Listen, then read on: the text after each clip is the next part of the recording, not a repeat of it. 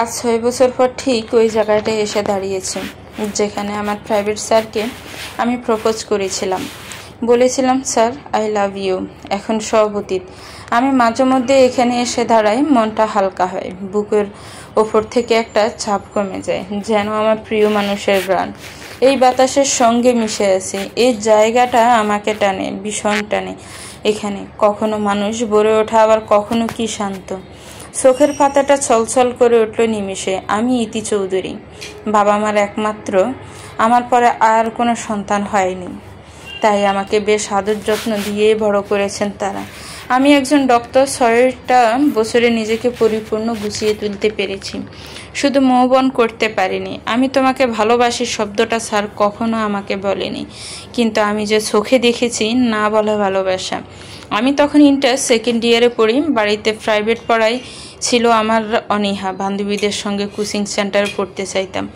বাবা রাজি হতো না, বলতেন এক গাদা মানুষের সাথে পড়া হবে না। এ কারণে বাবা প্রতিবার একজন করে টিউটর জোগাড় করে নিয়ে আসতেন। কলেজে পা রাখার পর থেকে কোনো টিউটরের কাছে আমি বেশি দিন পড়তাম না।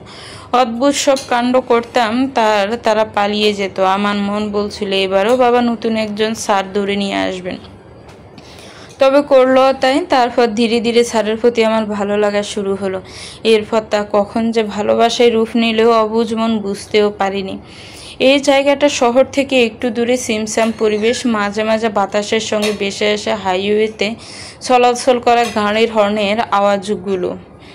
সপ্তাহে 1-2বার এখানে হাট বাজার ও মেলা বসে। তখন চারিদিকে মানুষ গিজ গিজ করে, তাদের কোলাহলের শব্দে চারপাশ মম করে। সেদিন এখানে বিশাল বড় উৎসব চলছিল, মানুষজন ভিড় করে চারদিক। আমার অনেক আগে এই চিন্তা ভাবনা করেছিল কোনো এক সন্ধে নামলে স্যারকে প্রপোজ করব। ওই দিন কলেজ থেকে বাড়ি ফেরার সময় উৎসব চলছে দেখে মনে হয়েছিল আজই সঠিক সময়। আমি মাঝে মধ্যে বায়না করতাম স্যারকে সঙ্গে নিয়ে বাহিরে যাব। স্যার প্রথম না করলেও পরে ঠিক সঙ্গ যেতেন। একদিন স্যারকে নিয়ে বাহিরে বের হয়ে সেদিন ফুটপাতে দোকানগুলো অনেক জমজমাট হয়ে ওঠে। আমি আর স্যার পাশাপাশি হাঁটছিলাম। তখন একটা জুড়িং গাড়িতে আমার একজোড়া কানের দুল পছন্দ হয়। স্যার সঙ্গে ছিল বলে আমি কেনার আগ্রহ মুছে ফেলি, আর স্যারকে ফেলে দ্রুত হাঁটতে শুরু করি। কিছুক্ষণ ঘোরাঘুরি করার পর বাড়ি ফিরে আসার জন্য হাঁটা ধরি। স্যারের সঙ্গে কোথাও বের হলে তিনি বাড়ি পর্যন্ত পৌঁছে দিয়ে যেতেন। কখনো আসতে না করলে উনি বলতেন এটা নাকি ওনার দায়িত্ব। বাড়ির গেটের কাছাকাছি এসে স্যারকে বিদায় দিয়ে যেতে যাব, তখন স্যার পিছু ডাকলেন। আমি ঘুরে চোখে চোখ রাখতে স্যার ইশারায় কাছে ডাকলেন। আমি হেঁটে এসে সামনে দাঁড়িয়ে গেলাম। তখন স্যার বললেন, তোমার হাতটা পাতো। হাত কেন? দাও বলছি। আমি ডান হাতটা রাখলাম। স্যার ওর শার্টের পকেট থেকে কি যেন বের করে আমার হাতের তালুতে রাখলো। আমি জিজ্ঞাসু দৃষ্টিতে তাকিয়ে স্যার বললেন, রুমে গিয়ে দেখো, এখন যাও। আমি রুমে আসলাম। বিছানার উপর বসে কাগজের ফ্যাঁচ খুলতে লাগলাম। উত্তেজনা তীর করে বাড়ছে। স্যার প্রথমবার কোনো গিফট দিল আমাকে। হাত পা কেমন শিরশির করছে, অবশ হয়ে যাচ্ছে যেন। কাগজে পেছানো আমার পছন্দ করা ঝুমকাটা, যেটা আমি কিছুক্ষণ আগেই পছন্দ করেছিলাম। স্যার সেটা লক্ষ্য করেছিল। ইস, কি লজ্জা! লক্ষ্য করছে বলেই তো নিয়ে দিল। 2 মাস আমি ঝুমকা জোড়া আগলে রাখি। সিদ্ধান্ত নিয়েছিলাম যেদিন স্যারকে প্রপোজ করব সেদিন পরব, তাই আজ পরেছি। 2 ঘন্টা সময় ব্যয় করে মায়ের গোলাপি রঙের শাড়িটা পরলাম। চোখে কাজল, ঠোঁটে হালকা লিপস্টিক ও 2 হাত ভর্তি চুড়ি। চুলগুলো সামনের দিকে হালকা ফুলিয়ে দিয়ে পেছনে খোপা করেছি। মাকে বলেছিলাম বেলি ফুলের মালা জোগাড় করে দিতে। দারোয়ান চাচার মেয়ে দারুণ মালা বানায়। মেয়েটি আগ্রহ নিয়ে মালাটা বানিয়েছে এবং ও নিজে হাতে খোপায় বেঁধে দিল। সন্ধ্যা 7টা বাজে আমি উৎসবের জায়গায় এসে দাঁড়ালাম। একটু পর লক্ষ্য করলাম কয়েকজন পুরুষ লোক আমাকে ঘুরে ঘুরে দেখছে। আমি জায়গা পরিবর্তন করে ব্রিজের উপর চলে আসি। এখানে দাঁড়িয়ে জায়গাটা আরও সুন্দর লাগছিল। তখন স্যারকে দেখলাম ব্রিজে উঠে আসছেন। আমার মুখে দাঁড়িয়ে উনি আমাকে কিছুক্ষণ দেখলেন, প্রশংসা স্বরূপ বললেন, সুন্দর লাগছে। আমি মৃদু হাসলাম। ল্যাম্পপোস্টের বাতি এসে উপচে পড়ছে স্যারের মুখে। আমি ভেতর প্রস্তুত হলাম। এরপর স্যারের সামনে হাঁটু ভাঁজ করে বসলাম। আমার পিছনে ছিল এবং ও 1 হাত গুচ্ছ গোলাপ ছিল। ফুলগুলো স্যারের দিকে ধরে আমি বললাম, স্যার আই লাভ ইউ। আমি আপনাকে অসম্ভব ভালোবাসি। স্যার জবাব দিল না। হঠাৎ আমার থেকে মুখ ফিরিয়ে নিল। ফুটপাত থেকে নিচে নেমে এসে একটা সিএনজিতে উঠে বসলো স্যার। আমি হতভম্ব হয়ে গেলাম, মাথাটা ঝিমঝিম করতে লাগলো। আমি বসা থেকে উঠে দাঁড়ালাম, সিএনজি ধরার জন্য ব্যস্ত রাস্তায় নেমে উঠতে লাগলাম। দু চোখ দিয়ে অজরে গড়িয়ে পড়ছে রক্ত ধারা, চোখেও ঝাপসা। দেখছি পিছন দিক থেকে একটা গাড়ি এসে ধাক্কা দিল। রক্তাক্ত শরীর নিয়ে পড়ে রইলাম। আমার শরীর থেকে রক্ত বের হয়ে পথ ভিজে যাচ্ছে। আমার চোখ আস্তে আস্তে বন্ধ হয়ে যাচ্ছে। সিএনজি চোখের আড়ালে অনেক দূরে চলে গেল। আমার জ্ঞান ফিরল হঠাৎ। চোখ খুলে নিজেকে হাসপাতালে পাই। আমি চোখ খুলেছি দেখে নার্স ছুটে বেরিয়ে গেল। এরপর সঙ্গে ডাক্তারকে নিয়ে আসলো। ডাক্তার আমাকে দেখছেন। একটুর মধ্যে বাবা ও মা আইসিইউতে আসলো। ডাক্তার হাসি মুখে বললেন, ইতি এখন সুস্থ। ওর কামব্যাক সত্যি অপ্রত্যাশিত, চমৎকার। না হলে এমন হয় না। এই টাইপের রুগী বছরের পর বছর চলে যায়, তবুও তারা কামব্যাক করতে পারে না। আর একটা কথা লক্ষ্য রাখবেন, মেয়ে যেন বেশি কথা না বলে, সতর্ক করে গেল ডাক্তার। ওরা কি নিয়ে কথা বলছিল আমি বুঝতে পারলাম না। দেখলাম মা কান্না করছেন। আমাকে 2 দিন পর কেবিনে শিফট করা হলো। তখন আমি মোটামুটি সুস্থ। মা কথায় কথায় বলে উঠলেন, আমি 2 মাস কমাইছিলাম। বুকের ভিতর ধক করে উঠলো, যেন সর্বাঙ্গ যেন অসাড় হতে লাগলো। মাকে আমি প্রশ্ন করলাম, মা আমাকে দেখতে কে কে এসেছিল? মা বলল, মোটামুটি সবাই এসেছিল। এটা আমার প্রশ্নের উত্তর নাই। আমি আবারও জিজ্ঞেস করলাম, মা স্যার কি এসেছিল? কোন স্যার? মা যেন দ্বিধায় পড়ে গেল। আমি ছোট্ট ভারী নিঃশ্বাস ফেলে বললাম, শাওন স্যার এসেছিল। মা একটু ভাবলো, তারপর বলল, তুই যেদিন অ্যাক্সিডেন্ট করেছিস ওই দিন পর থেকে শাওনকে দেখিনি। ওই মাসের বেতন নিতেও শাওন আসেনি। অদ্ভুত। তোর বাবা কয়েকবার কল করেছিল, ওর ফোন বন্ধ। স্যারের কাছে যাওয়ার জন্য আমি মুড়িয়ে হয়ে উঠলাম। বাধ্য হয়ে ডাক্তার আমাকে ঘুমের ইঞ্জেকশন দিলেন। বাবাও মায়ের চোখ আড়ালো না কিছুই। বাবা শক্ত ও গম্ভীর কণ্ঠে মাকে জিজ্ঞেস করলেন, জল এত দূর কীভাবে গড়ালো? তুমি তো বাড়িতে থাকতে, কিছুই কি লক্ষ্য করনি? ছেলেটার ফোনও বন্ধ, কোথায় খুঁজবো তাকে? তোমার মেয়ের অবস্থা দেখেছ? মা কিছু বলল না। 1 সপ্তাহ পর হাসপাতাল থেকে আমার রিলিজ দিল। আমি বাড়ি আসলাম। নিজেকে একটু গুছিয়ে নিয়ে ড্রাইভার চাচার সঙ্গে বেরিয়ে পড়লাম স্যারের বাড়ির উদ্দেশ্যে। স্যারের বাড়ি আমি চিনতাম, এজন্য যেতে কোনো অসুবিধা হলো না। দরজায় তালা ঝুলানো। আমাদের দেখে বাড়িওয়ালা এগিয়ে আসলেন। ওনার কাছে জানতে পারি স্যার 2-2.5 মাস আগে বাড়ি ছেড়েছেন। কোথায় গিয়েছেন উনি জানেন না। এই শহরে ওর কোনো আত্মীয় নেই, কোথায় খুঁজবো? মাথা ঘুরে গেলাম। ড্রাইভার চাচা আমাকে বাড়ি নিয়ে এলো। প্রতি সপ্তাহে সময় করে এই জায়গায় আসা হয়। এখন চলে যাওয়ার সময়। অনেকটা দূরে ড্রাইভার চাচা গাড়ি নিয়ে দাঁড়িয়ে আছেন। ওনাকে আর অপেক্ষা করাবো না। অপেক্ষা যে বহু কষ্টের, যন্ত্রণা। দীর্ঘশ্বাস ছেড়ে হাতখানা কানে ছোঁয়া মাত্র স্মৃতিমাখা ঝুমকা জোড়া হাতে লাগলো। বাতাসে মৃদু হেলছে দুলছে। শাড়ির কিছু সামনে নিয়ে ফুটপাত ধরে হাঁটতে লাগলাম। আমি হঠাৎ মনে হলো কেউ আমার হাত ধরেছে। স্নেহমাখা আদুরে কণ্ঠে বলে উঠল, চলো তোমাকে বাড়ি পৌঁছে দিই। চোখের কার্নিশ ভিজে টুপটাপ করে অশ্রু পড়ছে। হাতের উল্টো পিঠে জলটুকু মুছে নিলাম। শূন্য আকাশের দিকে তাকিয়ে বললাম, স্যার আপনি কোথায়? আর কতগুলি বছর আমাকে কষ্ট দিবেন? ফিরে আসুন প্লিজ। রাস্তার কিনারে ইতি বসে আছে দেখে ড্রাইভার চাচা দৌড়ে কাছে আসলেন। উনি ইতির মাথায় হাত রেখে বললেন, কাঁদো না মামুনি, চলো বাসায় যাই। হ্যাঁ চাচা আপনি যান, আমি আসছি। 2 হাতে চোখের জল মুছে নিয়ে গাড়িতে উঠে বসলো ইতি। খোলা জানালা দিয়ে বাহিরে তাকিয়ে রইল। ঝরঝরে বাতাসে চুলগুলো হালকা উঠছে। ইতি স্পষ্ট দৃষ্টি বাহিরে রাখলো, এই আশায় হয়তো হঠাৎ স্যারকে সে দেখতে পাবে। বেশ খানিকক্ষণ পর ড্রাইভার চাচা বললেন, ইতি মামুনি আমরা এসে গেছি। ইতি গাড়ি থেকে নামলো। এরপর কিছুক্ষণ দরজার সামনে দাঁড়িয়ে দরজা খোলার অপেক্ষা করলো। বাড়িতে প্রবেশ করে সে নিজের রুমে দিকে এগিয়ে গেল। নাসিমা ডাকলেন, তবু দাঁড়ালো না ইতি। এখন মায়ের মুখোমুখি হলে তিনি বুঝে যাবেন ও কান্না করেছে। ইতি বাথরুম থেকে স্নান করে দীর্ঘ সময় পর বের হলে দেখলো বিছানার উপর নাসিমা বসে আছে। ইতি বলল, আম্মু তুমি কখন এলে? তুমি যখন আমাকে অপেক্ষা করে রুমে ঢুকেছিলে। মানে তুমি দীর্ঘ 30 মিনিট ধরে ঘরে বসে আছো? বলে থামলেন নাসিমা। এরপর বললেন, তাড়াতাড়ি খেতে নিচে আসো। তিনি আর কিছু জিজ্ঞেস করলো না। চলে গেল। ইতি ভাদ্য মেয়ের মতন খাবার টেবিলে এসে বসলো। ইফাত শিকদারের বয়স বাড়ছে, সময়ের সাথে সাথে ওনার চশমা নিতে হয়েছে। এখন চশমা ছাড়া সবই ঝাপসা দেখেন। ইফাত জিজ্ঞেস করলেন, মামুনি তোমার দিনকাল কেমন চলছে? আলহামদুলিল্লাহ ভালো আব্বু, তোমাকে একটা কথা বলতে চাই। কি কথা? আমরা তোমার জন্য একটা ছেলে দেখেছি, তুমি কাল একবার ছেলেটার সাথে দেখা করো। আব্বু অসম্ভব, আমার সময় হবে না। তোমার বাবা কথা বলছেন, শেষ করতে দাও। আমি কিছু শুনতে চাই না আম্মু, আমি কারোর সাথে দেখা করতে পারবো না। আমি স্যারকে ভালোবাসি, স্যার ছাড়া আর কাউকে বিয়ে করব না। সারা জীবন এভাবেই থাকবো, তবু কাউকে বিয়ে করব না। তবু আমার বিয়ে নিয়ে যদি তোমরা আবারও কথা বলো, আমি বাড়ি ছেড়ে চলে যাব। ইতি খাবার রেখে চলে গেল। নাসিমা বললেন, মেয়েটা না খেয়েই চলে গেল। ইফাত উত্তেজিত ও রাগী কণ্ঠে বললেন, আমি কি ভুল কিছু বলেছি?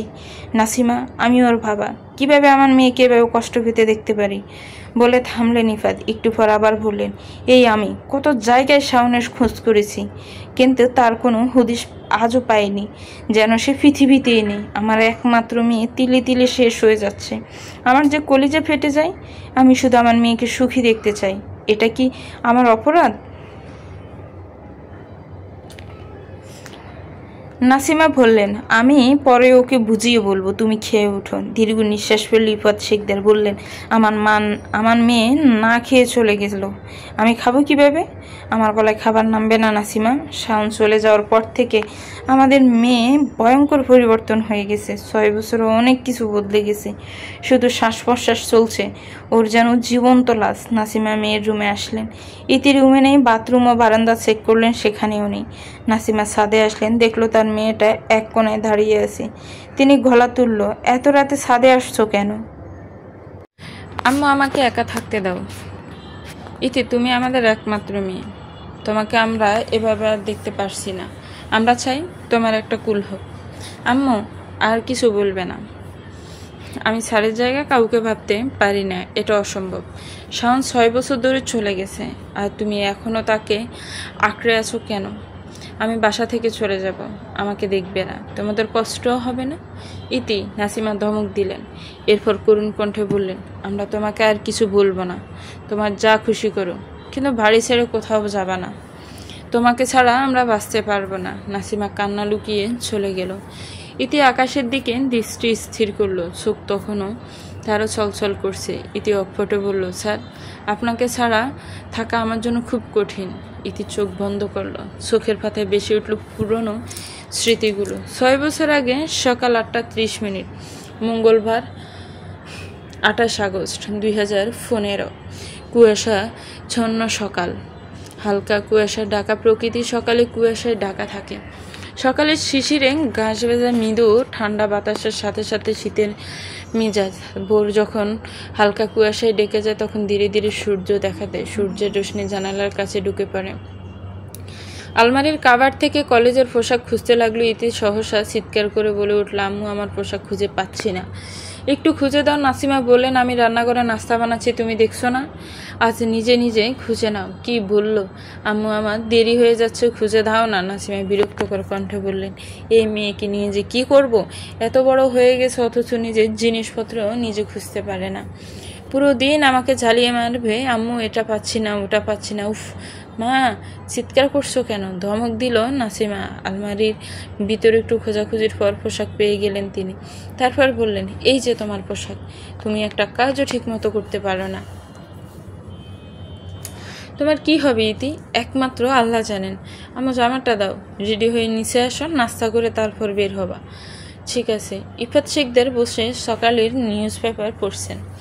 হঠাৎ বললেন, ইতি মামুনি, গুড মর্নিং। গুড মর্নিং আব্বু। বাবা মেয়ে দুজনে এসে নাস্তা করে নাও। ইতি ওর বাবার পাশে চেয়ারে টেনে বসলো। ইতিকে ওর বাবা খাইয়ে দিচ্ছেন। সহসা নাসিমা বললেন, রোজ যে মেয়েকে এভাবে খাইয়ে দাও, ওর বিয়ে হলে কি করবে? ইতির পেট ভরে গেছে, সে উঠে দাঁড়ালো। তারপর বলল, কিসের বিয়ে? আমি তো বিয়েই করব না, দেরি হয়ে যাচ্ছে, আমি এখন যাই। ইফাত শিকদার বললেন, দাঁড়াও, তোমাকে একটা কথা বলার আছে। ইতি দাঁড়িয়ে গেল। ইফাত বললেন, আজ থেকে নতুন স্যার আসবে তোমাকে প্রাইভেট পড়াতে। ছেলেটা খুবই ভদ্র। এর আগে স্যাররা এক সপ্তাহ টিকে নেই, জানি না কি করো, তারা ভয়েই পালিয়ে যায়। ওর সাথে কোনো দুষ্টুমি করবে না, বুঝেছ? নাসিমা বললেন, এখন থেকে একটু শাসন করো। তোমার মেয়ের ওর বন্ধুদের সাথে মিলামেশা বন্ধ করো। বন্ধুদের জন্যই দিন দিন ফাজিল হয়ে যাচ্ছে। ইতি ঠোঁট উল্টিয়ে হাসলো, মনে মনে ভাবলো, আম্মু তুমি যে বন্ধুদের ফাজিল বলছো, আমি সে দলের প্রধান। ইফাত বললেন, দিন দিন বড় হচ্ছে ইতি, এখন থেকে ম্যাচিউর হও। ইতি ওর বাবার সঙ্গে কথা শেষ করে বাড়ি থেকে বেরিয়ে গেল। ইফাত গাড়ি নিয়ে আজ গাজীপুরের বাহিরে যাবেন, এজন্য ইতির আজ রিক্সা করে যেতে হবে। ইতি রাস্তার পাশ দিয়ে ফুটপাত ধরে হাঁটতে লাগলো। এরপর স্যারদের সঙ্গে দুষ্টুমির ঘটনা মনে করতে লাগলো। একজন স্যার, তিনি ভীষণ বোকাশোকা ছিল। ওনার চায়ের কাপে মরা তেলাপোকা দেয় ইতি। উনি চা খেতে যাবেন, তখন তেলাপোকা দেখে চিটকে দূরে সরে যান। তখন ইতি লোকটাকে ভয় দেখিয়ে বলে চলে যাওয়ার জন্য, যদি না যায় তাহলে আরও ভয়াবহ কিছু করবে। লোকটা সেদিন যে গেল আর পড়াতে আসেনি। এরপর অন্য আরেক স্যারকে নির্জন রাস্তায় বন্ধুদের দিয়ে শাসিয়েছিল। লোকটা দুদিন পরেই তারপর বিদায় হয়। এরপর 2 মাস পার হয়ে গেল, বাবা আর নতুন স্যার নিয়ে আসছে। ইতি ভাবতে লাগলো যে এই স্যারকে কিভাবে তাড়াবে। রাস্তার মোড়ে এসে রিক্সার জন্য দাঁড়িয়ে গেল ইতি। বেশ কিছু রিক্সা ছুটে যাচ্ছে, খালি রিক্সা নাই বললেই চলে। কিছুক্ষণ অপেক্ষা করার পর একটা খালি রিক্সা পাওয়া গেল। ইতি উচ্ছ্বসিত গলায় ডাকলো, আঙ্কেল যাবেন? ইতি ঠিক বা পাশে দাঁড়ানো এক ছেলে বলল, ওই মামা যাবা? ইতির সামনে রিক্সাটা দাঁড় করে রিক্সাওয়ালা জিজ্ঞেস করলেন, আপনারা কই যাবেন? ইতি বললেন, আমি শাহিন কলেজে যাব। ছেলেটা বলল, 4 নম্বর গেট যাব। রিক্সাওয়ালা জিজ্ঞেস করলেন, আপনারা দুজনে 2 জায়গায় যাবেন, আমি একজন নিয়ে যাইতে পারুম। যে যাইবেন? ইতি বলল, আমি আপনাকে আগে ডাকছি, এজন্য আমি যাব। সে কোমল স্বরে বলল, আমিও ডেকেছিলাম, তাই আমি যাব। আপনি প্লিজ অন্য রিক্সা করে যান, আমার চাকরির ইন্টারভিউ আছে, আমি সময় মতো পৌঁছাতে না পারলে চাকরিটা পাবো না। ইতি বলল, আমারও কলেজ যেতে দেরি হচ্ছে, তাই এই রিক্সায় আমি যাব। আপনি অন্য রিক্সা খুঁজুন। দেখুন প্লিজ, আমি যাব। গতকাল রাতে বৃষ্টি হয়েছিল, রাস্তার কিনারায় পানি জমা আছে। ঝগড়ার এক পর্যায়ে ইতি লোকটাকে ধাক্কা দিয়ে ফেলে রিক্সায় উঠে বসলো। তারপর বলল, আপনি তাড়াতাড়ি চলুন। সাদা রঙের টি-শার্ট কাদা পানিতে ভিজে গেছে। এই অবস্থায় চাকরির জন্য ইন্টারভিউ দিতে সে যেতে পারবে না। মাটির উপর থেকে ফাইলটা নিয়ে উঠে দাঁড়ালো। মেয়েটির কাছে সে ভীষণ বিরক্ত, রাগ ও ক্ষোভে সোয়াল শক্ত করলো। রিক্সাওয়ালা বললেন, মা তুমি কিন্তু কাজটা ঠিক করো না, লোকটা আর চাকরির লেগে যাইতে পারবো না। আমার কিছু করা ছিল না আঙ্কেল, ক্লাসের সময় মতো না পৌঁছালে স্যার বাহিরে দাঁড় করিয়ে রাখবেন। ইতি রিক্সার ভাড়া মিটিয়ে চলে গেল। ক্লাস শুরু হয়েছে। ইতিকে ক্লাসে প্রবেশ করার অনুমতি স্যার দিল না। ক্লাস শেষ না হওয়া পর্যন্ত সে বাহিরে দাঁড়িয়ে থাকলো। দ্বিতীয় ক্লাসে প্রবেশ করে 2টো ক্লাস শেষ হলো। ইতির বন্ধুরা তাকে ঘিরে বসলো। তারপর মিম জিজ্ঞেস করলো, কি রে, কি হয়েছে, কথা বলছিস না কেন? 2টো ক্লাসেও চুপ ছিলে। ইতি ওদের সাথে বিষয়টি শেয়ার করলো। ওরা হেসে লুটিয়ে পড়েছে। আব্রু বলল, এইরকম ঘটনা এই প্রথম মা, এর আগেও এমন বহুত কাজ করছিস। মুন্নি বলল, ছেলেটার সাথে এমন করা উচিত হয়নি। এটা বলছিল তার চাকরির ইন্টারভিউ আছে, নিশ্চিত অমন ময়লা শরীর ইন্টারভিউ দিতে যেতে পারেনি।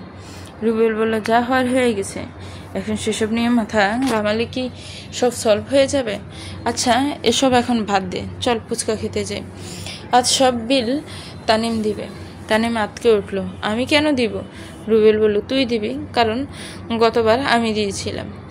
আব্রু ইতির গা ঘেঁষে বসলো। তারপর জিজ্ঞেস করলো, ছেলেটা দেখতে কেমন?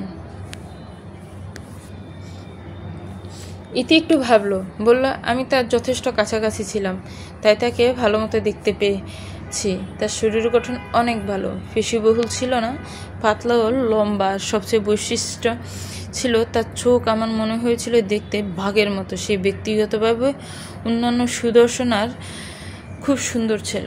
তার ত্বক ফরেনারের মতো পরিষ্কার, এবং সে আমার সঙ্গে কথা বলার সময় মাথায় নিচু করে কথা বলছিল। বোধহয় মেয়েদের সঙ্গে কথা বলতে লজ্জা পায়। মিম বলল, তোকে শুধু জিজ্ঞেস করা হয়েছে ছেলেটা দেখতে কেমন, তুই পুরো ডিটেলস বলে দিচ্ছিস। ইতি বাকরুদ্ধ। মুন্নি বলল, এসব ছাড়, বিকেলে ফুচকা খেতে যাবে? ইতি বলল, আমার যাওয়া হবে না। কেন? এক নিঃশ্বাসে ইতি বলল, আমাকে পড়ানোর জন্য আজকে নতুন স্যার আসবেন। ওরা অবাক হলো, অদ্ভুত স্বরে জিজ্ঞেস করলো, আবার? রুবেল জিজ্ঞেস করলো, এই স্যারের সঙ্গে কি করবি? ইতি বলল, ভাবছি। কলেজ গেটের সামনে গাড়ি নিয়ে অপেক্ষা করছেন আব্দুল মিয়া। ইতি বের হইতে এসে এগিয়ে এলো। ইতি জিজ্ঞেস করলো, চাচা, আব্বুর সাথে যাওনি? আব্দুল বললেন, মামুনি বড় সাহেব অফিসের গাড়ি নিয়ে গেছে, তুমি এখন গাড়িতে উঠো, ম্যাডাম বলছেন তাড়াতাড়ি বাসায় যেতে। ইতি গাড়িতে বসলো। আব্দুল গাড়ি চালাচ্ছিল। এর মাঝে একবার জিজ্ঞেস করলো, আজ কলেজে আসতে তোমার কোনো সমস্যা হয়নি তো? কোনো সমস্যা হয়নি চাচা। আব্দুল আর কিছু বলল না, নিঃশব্দে গাড়ি চালাতে লাগলেন। সদর দরজা খোলা। ইতি চুপচাপ ভিতরে চলে গেল। নাসিমা রান্নাঘরে কিছু কাজ করছে। ইতি হঠাৎ পেছন থেকে চিৎকার করে উঠল, ভু! নাসিমা হতবাক। মা ভয় পেয়েছে দেখি ইতি হেসে উঠল। নাসিমা একটু রাগী গলায় বললেন, ইতি ঠোঁটে একটা হাসি ঝুলিয়ে বলল, আম্মু তুমি ভয় পেয়েছ? নাসিমা একটা কাপড় দিয়ে হাত মুখ মুছে বললেন, পাজিমে দাঁড়াও, আমি তোমাকে মজা দেখাচ্ছি। ইতি আর দাঁড়ালো না, রুমে ছুটে গেল। মাকে ভয় পাইয়েছে ভাবতেই একা একা খাটে বসে অনেকক্ষণ হাসল। তারপর ফ্রেশ হতে বাথরুমে ঢুকলো। একটু পর বারান্দায় গিয়ে দাঁড়ালো। আগন্তুকের কথা ভেবে হঠাৎ মন খারাপ হয়ে গেল তার। একজন তার জন্য চাকরি পায়নি, নিজেকে অপরাধী মনে হতে লাগলো। ছেলেটির সাথে আবার দেখা হলে ক্ষমা চাওয়ার সিদ্ধান্ত নিয়েছে ইতি। হঠাৎ দরজায় টোকা পড়লো। কাজের মহিলা খালেদা দাঁড়িয়ে আছে। ইতি তাকে দেখে জিজ্ঞেস করলো, আন্টি আপনি ছুটিতে গ্রামে গিয়েছিলেন, কবে আসছেন? খালেদা বললেন, দুপুরে আসছি। মামনি বড় আপা তোমারে খাইতে রাখে, একটু পরেই নতুন স্যার আইব, যান আমি আসছি। স্যারের কথাটা শুনে কপাল ভাঁজ হয়ে গেল। সে খাবারের প্লেট নিয়ে টিভির সামনে বসে টম অ্যান্ড জেরি দেখে খেতে লাগলো। নাসিমা হঠাৎ বলে উঠল, খাওয়ার সময় টিভি দেখে কে? আমি সবাই দেখে। টম অ্যান্ড জেরি দেখে দিন দিন তাদের মতো হয়ে যাচ্ছ। এখন টিভি বন্ধ করে তাড়াতাড়ি খাওয়া শেষ করে পড়তে বসো, যাও, শাওন কিছুক্ষণের মধ্যে চলে আসবে। এদি ব্রু কুচকে বলল, মা শাওন কে? নাসিমা খানিকটা বিরক্ত কণ্ঠে বললেন, নাম ধরে বলছো কেন? কতদিন তোমাকে বলেছি বড়দের নাম ধরে রাখবে না। ইতি অবাক কণ্ঠে বললে, আমি কি করে বুঝবো সে বড় না ছোট? নাসিমা খানিকটা রাগী গলায় বললেন, শাওন আহমেদ তোমার নতুন টিউটর। ইতি বিড়বিড় করে বলল, এই নতুন স্যারকে নিয়ে কি করব? কেউ কল্পনাও করতে পারবে না। আমি রুমে যাচ্ছি। ইতি কাতর স্বরে বলল। নাসিমা বেগম তার মেয়েকে শাসনে রাখতে চাইলেও স্বামীর অতিরিক্ত আদরে মেয়েটি বাদর হয়ে যাচ্ছে। রোজ একজন হলেও তার নামে বিচার আনবে। নাসিমা শাসন করতে গেলে ইফাদা বাধা দেয় আর বলে, এখনই তো বয়স, এই বয়সে দুষ্টামি না করলে কবে করবে? ইতি টেবিলে বসে আছে, গালে হাত রেখে বইয়ের পাতা উল্টাতে লাগলো। হঠাৎ একটি পুরুষালী কণ্ঠস্বর শোনা গেল। সমস্ত অলসতা দূর হয়ে গেল তার। আসসালামু আলাইকুম। ইতি বইটা বন্ধ করে বলল, ওয়ালাইকুম আসসালাম। পুরুষ লোকটার মুখে দেখা মাত্র ইতি ছেড়ে উঠে দাঁড়ালো। পাশে দাঁড়িয়ে আছেন নাসিমা বেগম। মৃদু স্বরে বললেন, ইতি অর্ধেক সালাম দিলে কেন? ইতি তাড়াতাড়ি বলল, ওয়ালাইকুম সালাম। ইতিকে দেখে লোকটা চিনতে বিড়ম্বনা হলো না। সে চোখ বুলিয়ে আবার মাথা নিচু করলো। নাসিমা ইতিকে বললেন, উনি তোমার স্যার শাওন। তিনি আবার বললেন, শাওন বাবা, সে আমার মেয়ে ইতি এবং আপনার ছাত্রী। ইতির গলায় শুকে কাঠ হয়ে যাচ্ছে। সকালে যা হয়েছে এই লোকটি যদি মাকে বলে দেয়, মা তাকে খুব বকাঝকা করবে। ইতি ভয়ে ঢোক গিলল। একবার ভাবলো, স্যার নিশ্চয়ই মাকে সব বলে দিয়েছে। ভাবনাটা ভুল। মাকে বললে মা এখন এত সুন্দর করে পরিচয় করিয়ে দিত না। মানে এখনও বলিনি, কিন্তু পরে যদি বলে। মা মুচকি এসে বললেন, তুমি ওকে পড়াতে শুরু করো, আমি তোমার জন্য নাস্তা পাঠাচ্ছি। শাওন বলল, না আন্টি, আপনাকে ওসব করতে হবে না। মা উচ্চস্বরে বললেন, তুমি আমার ছেলের মতো, আমি তোমার জন্য কিছু করতে চাই, চুপচাপ বসে থাকো। বইতে মুখ গুজে বসে আছি ইতি। কথা বলার সাহস হচ্ছে না। স্যার যদি সকালের ঘটনার প্রতিশোধ নেন তাহলে? ইতি বলল, স্যার? জি বলুন। স্যার আপনি আগে করছে দেখে ইতি অবাক হলো। এর আগে কোনো স্যার তাকে আপনি সম্বোধন করেননি, সবাই তুই বা তুমি বলে ডাকত। ইতি সোজা হয়ে বসল। প্রলম্বিত শ্বাস ফেলে বলল, sir I am sorry. Shaon তাকায়নি, জিজ্ঞাসা করলো, সরি কেন?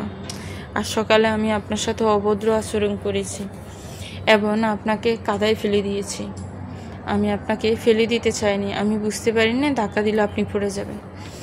গম্ভীর গলায় বলল শাওন, আমি সেসব ভুলে গেছি, আপনিও ভুলে যান। ইতি ঠোঁট চেপে তাকালো। সকালেই এই লোকটাকে সে দেখেছে একটা রিক্সার জন্য তার সাথে তর্ক করতে। এখন সেই লোক তারই সামনে গম্ভীর ভঙ্গিতে বসে আছে। একজনের কতগুলো রূপ। হতবাক হলো ইতি। 20 মিনিট পর নাসিমা বেগম দুজনের জন্য খাবার নিয়ে আসেন। ট্রেটা এক পাশে রেখে বললেন, কিছু খাও বাবা। শাওন বলল, আন্টি এত কিছুর দরকার ছিল না, আপনি সব কিছু নিয়ে যান। নাসিমা হাসলো। অন্যদের থেকে ছেলের স্বভাব ভিন্ন, এটা প্রমাণ পেল তিনি। কোম্পানির এক কর্মচারীর কাছ থেকে শাওনের কথা জানতে পারেন।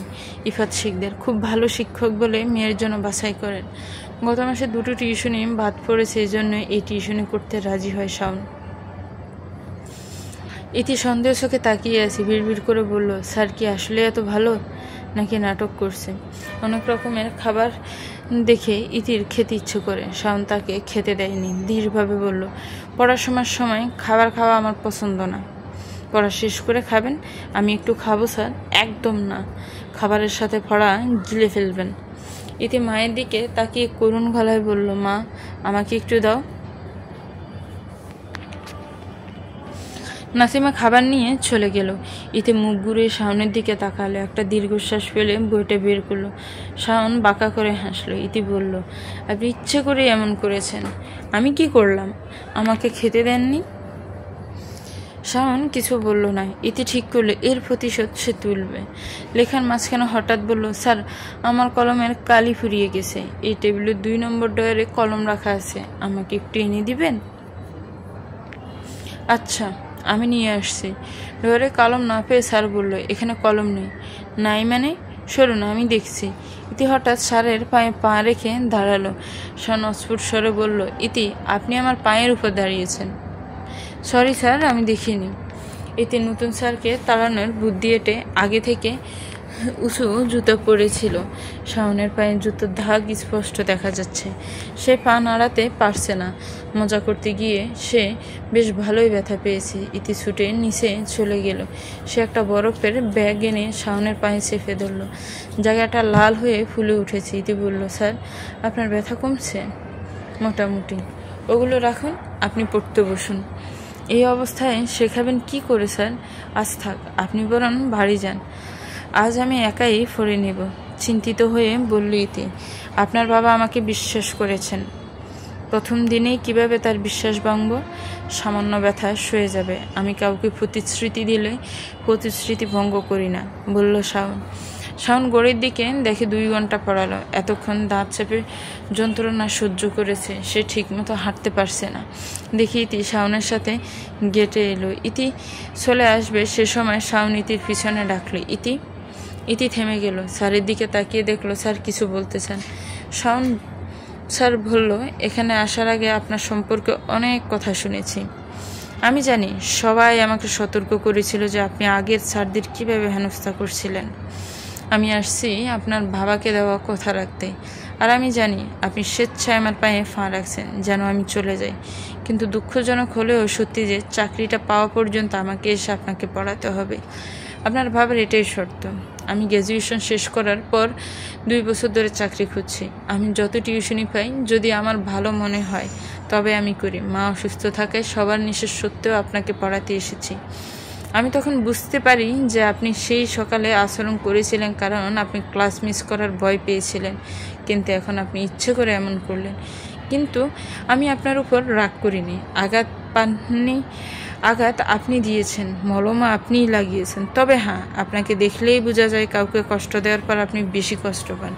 এজন্য একটা পরামর্শ দেব, রাগ ধীরে ধীরে বাড়লে মাটির দিকে তাকিয়ে থাকুন, ভয় পাবেন না। আমি আপনার বাবা মায়ের কাছে অভিযোগ করব না। আজ আসি।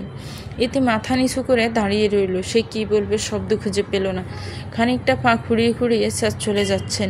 ইতি চোখ জল ভিজে গেছে। খালেদা আবর্জনা ফেলতে বেরিয়ে এলো। হঠাৎ ইতিকে দাঁড়িয়ে থাকতে দেখে বললেন, ইতি মামুনি, তুমি রোদে দাঁড়িয়ে আছো কেন? ইতি উত্তর দিল না, ছুটে গেলে রুমে। দরজা বন্ধ করে বিছানায় শুয়ে বালিশে মুখ গুজে কান্না করতে লাগলো।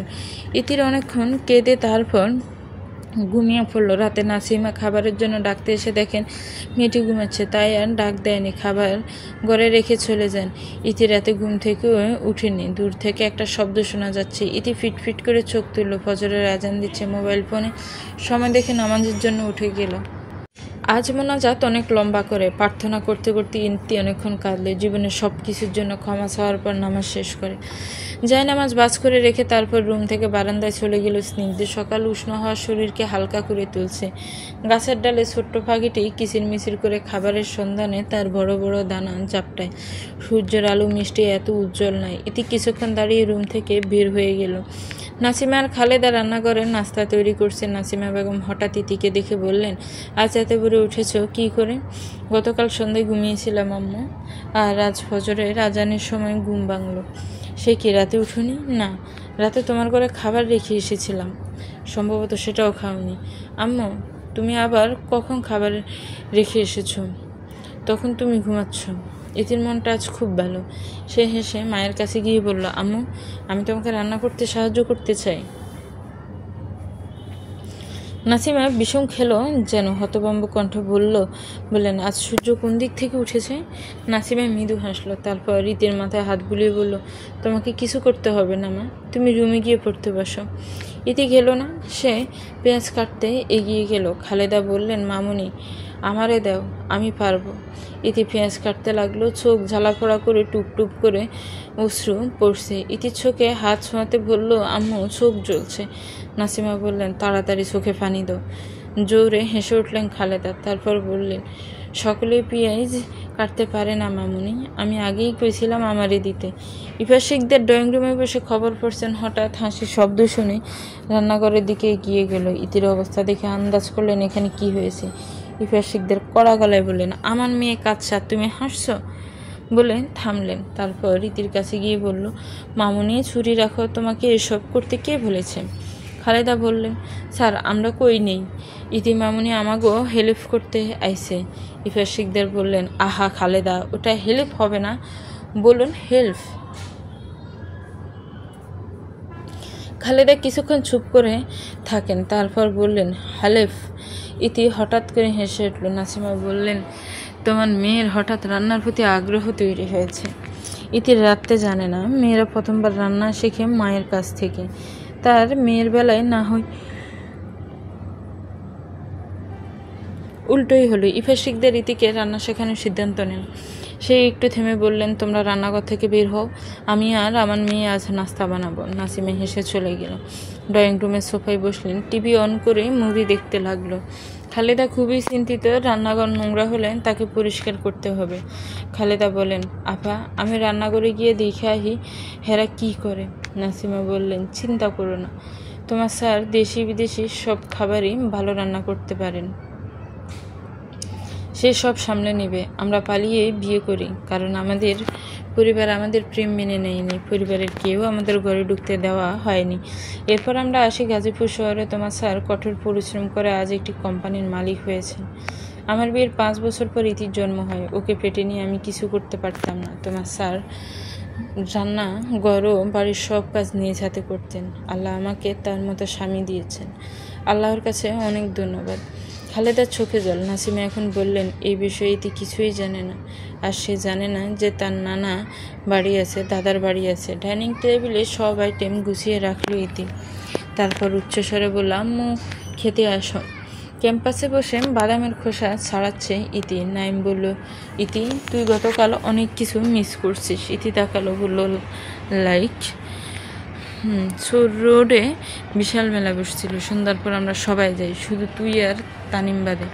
ইতি বলল, আগামী সপ্তাহে যাব। রুবেল হঠাৎ জিজ্ঞেস করলো, তোমার টিউটরের খবর কি? ইতি হতাশ গলায় বলল, যে ছেলেটাকে গতকাল ধাক্কা দিয়েছি, আমার জন্য কাজের ইন্টারভিউ দিতে পারিনি, সেই আমার নতুন স্যার। ওরা হতবাক, মনে জাপসা করে বলল, কি, তোকে কিছু বলেনি? তানিম জিজ্ঞেস করলো, না। আশ্চর্য, তোর জন্য তার ক্ষতি হয়েছে, কিন্তু তিনি তোকে কিছুই বলেনি? আবরু বলল, স্যার সে কি এখনও আছে নাকি পালিয়ে গেছে? মিম জিজ্ঞেস করলো, হ্যাঁ আছে, চাকরি না হওয়া পর্যন্ত পড়াতে আসবেন। কলেজ থেকে বাড়ি ফেরার পথে ইতি সেসব মানুষের সাথে দেখা করলো যাদের সে কষ্ট দিয়েছে। খুব লজ্জিত এবং দুষ্টুমির জন্য ক্ষমা চাইল। মুন্নি অবাক গলায় বলল, ইতি বদলে গেছে, সে আগের মতো নেই। তুই ঠিক বলেছিস। রুবেল বলল। ইতি এগিয়ে এলে নাইম জিজ্ঞেস করলো, তুই এত বদলে গেলি কি করে? কেউ একজন চোখে আঙ্গুল দিয়ে ভুলগুলো তুলে ধরেছে। আমরা মজা করার জন্য অনেক কিছু করে মানুষকে কষ্ট দেয়, যারা এসব ভোগে তাদের কথা ভাবি না, বলল ইতি। আব্দুল একটি রেস্টুরেন্টের সামনে গাড়ি থামালো। ইতি বন্ধুদের নিয়ে হালকা কিছু খাবার খাওয়ার জন্য ঢুকলো। আব্দুল তাদের সাথে টেবিলে বসে খাবার খেলো। ছোট থেকে মেয়েটাকে বড় হতে দেখেছেন, তিনি জানেন ইতির মন খুব ভালো। দুষ্ট মেয়েটা হঠাৎ করে শান্ত হয়ে গেছে। ইতি বসে বসে ফোনের দিকে তাকিয়েছে। মনি বলল, বল তোর কি হয়েছে? ইতি জোরে নিঃশ্বাস ফেললো। তারপর কিছুক্ষণ একে অপরের মুখের দিকে তাকিয়ে দিকে সব বলল। রুবেল বলল, বাহ, স্যার আসতেই তোকে বদলে দিল, নিশ্চয়ই জাদু জানে। কি ধরনের জাদু? মুন্নি জিজ্ঞেস করলো। কথার জাদু। নাসিমা বেগম বাইরের খাবার পছন্দ করেন না। তিনি মনে করেন অন্যরা বাড়ির মতো যত্ন করে রান্না করেন না। তিনি ইতিকে প্রায় বাইরে খেতে নিষেধ করেন, এই ভেবে যে সেসব খাবার খাওয়া শরীরের জন্য ক্ষতিকর। আজ ইতি বাইরে থেকে খেয়ে আসছে শুনে রাগান্বিত কণ্ঠে বললেন, তুমি বন্ধুদের নিয়ে বাসায় আসোনি কেন? আমি সবাইকে রান্না করে খাওয়াতাম। বাইরের খাবার শরীরের জন্য ভালো নয়, কবে বুঝবে? কিছুক্ষণ পর স্যার পড়াতে আসবেন, তাই নাসিমা বেগম বেশি চিৎকার করলেন না। ইতি বইটা নিয়ে পড়ার চেষ্টা করলো। স্যার সালাম দিয়ে রুমে প্রবেশ করলেন। ইতি নিজেকে গুটিয়ে নিল। স্যার করুণ গলায় বলল, আই এম সরি, আমি একটু দেরি করে এসেছি, রাস্তায় কাজ চলছে, অন্য রাস্তা দিয়ে ঘুরে আসতে হয়েছে। ইতি মাথা নিচু করে রইল। শাওন স্যার হঠাৎ বলে উঠল, আজকে আপনার একজন স্যারের সঙ্গে দেখা হয়েছিল, তিনি আমাকে বলেছেন যে আপনি তার কাছে গিয়ে ক্ষমা চেয়েছেন। শুনে ভালো লাগলো। আমরা সবাই মানুষ, আমাদের কাউকে ছোট করা উচিত না। ইতি মুগ্ধ চোখে তাকিয়েছে স্যারের দিকে। শাওন ইতির দিকে তাকিয়ে দেখল যে সে তার দিকে তাকিয়েছে। হঠাৎ করে গলাটা কর্কশ হয়ে উঠল। আঙ্গুলে তুড়ি ভাজিয়ে বলল, ইতি, আপনি আমার কথা শুনেছেন? হ্যাঁ স্যার। আমার দিকে না তাকিয়ে বইয়ের দিকে তাকান। শাওন বলল, জি স্যার। শাওন ব্রুকুটি করল, আপনি তোতলা? ইতি চোখ বড় বড় করে মিলে বলল, হ্যাঁ। না। তাহলে তোতলাচ্ছেন কেন? আমি মোটেও তোতলাইনি স্যার। ইতির একটু রাগ হলো। শাওন মৃদু হাসল। এখন পড়ুন। নাসিমা বেগম খালেদাকে দিয়ে কপি পাঠান। দরজার সামনে থেকে খালেদা বললেন, স্যার আসমো? হ্যাঁ আসুন। স্যার আপনার কপি। জি রাখুন। খালেদা চলে গেলেন। স্যার কফির মগটা নিয়ে ঠোঁটে সে অদ্ভুত শব্দ করলেন। ইতি একবার চোখ শুরু করে দেখল। ইতি তাকিয়ে আছে দেখে শাওন হাতের কফির মগটায় ইতির দিকে এগিয়ে দিয়ে বলল, কি আপনি খাবেন? ইতির ঠোঁট উল্টে ফেললো। ওর রাগ লাগলো, কারণ কারো মুখের খাবার খাই না। তাহলে বারবার তাকাবেন না, বদনজর লাগবে। ইতির রাগ ক্রমশ বাড়তে থাকে। সে বই বন্ধ করে স্যারের দিকে তাকালো। মনে মনে বলল, ইচ্ছে করছে এক ঘুষিতে 32টি দাঁত ফেলে দেয়। নির্ঘাত ভালো হয়ে গেছি বলে কিছু করছি না। এক সপ্তাহ কেটে গেল। সবাই ইতির পরিবর্তন লক্ষ্য করেছে। ইফাত শিকদার উচ্ছ্বসিত। ইতির শান্ত আচরণ তার পছন্দ হয়েছে। ইতি কলেজের উদ্দেশ্যে রওনা দিল। সে এখন সবসময় হাসি খুশি থাকে। মুন্নি এলো ইতির পাশে বসে বলল, কি চলছে তোর পেটে? মানে? রুবেল ইতির কপালে টোকা দিয়ে বলল, তুই এ সপ্তাহে 1000 বার স্যারের নাম বলেছিস, আর প্রতিদিনের গল্প এখন আমাদের মুখস্থ। তোকে দেখে ছেলেমেয়েরা বলে দিবে তুই স্যারের প্রেমে পড়েছিস। আবলু জিজ্ঞেস করলো, তোর আর স্যারের মধ্যে কি চলছে? কিছুই চলছে না। নাইম বলল, স্যারের নাম কি যেন? মিম বলল, শাওন আহমেদ। তোরা ভুল ভাবছিস। আমরা কি ভুল ভাবছি? স্যারের কথা বলার সময় তো চোখে মুখে হাসি ফুটে। এগুলি কি ভুল?